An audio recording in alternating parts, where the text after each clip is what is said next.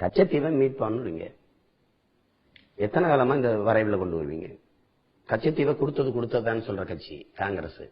கட்சியை திருப்பி இப்ப போராடுவீங்க, யாருக்கிட்ட போராடுவீங்க? கொடுத்ததுங்கிற கட்சி காங்கிரஸ், திருப்பி எடுப்போங்கிற கட்சி, ரெண்டும் கூட்டு. இது மாதிரி எங்களை ஒரு பைத்தியக்கார மக்களா நினைச்சு எத்தனை காலத்துக்கு நீங்க எப்படி? நாளைக்கு நம்ம ஆட்சிக்கு வந்தோம் போர் தொடுத்து போயிருவோமா? எப்படி நம்ம கட்சி போயிருவோம்? நீதிமன்றம் மூலமாகவும் சர்வதேச தீர்வு மூலமா தானே போயாகணும்.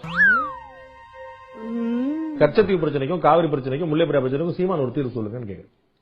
அதாவது நான் தான் தண்ணீரே நாங்க கேட்க போறது இல்லை. கச்சத்தீவை எப்படி மீட்கிறது? காவிரியில தண்ணி எப்படி வாங்குறது? முல்லை பெரியாறு அணையை 156 அடிக்கு எப்படி கொண்டு போறது?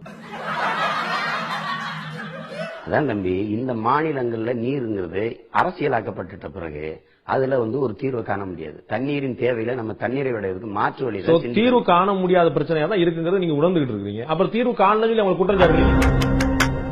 நான் கேட்கறது கச்சத்தீவு பிரச்சனை இல்ல, முல்லை பெரியாறுல காவிரில துரோகம் செஞ்சுட்டாங்கன்னு சொல்றீங்கல்ல, அதுக்கு ஒரு தீர்வு நீங்க சொல்லுங்க. நான் கேட்கிறேன்.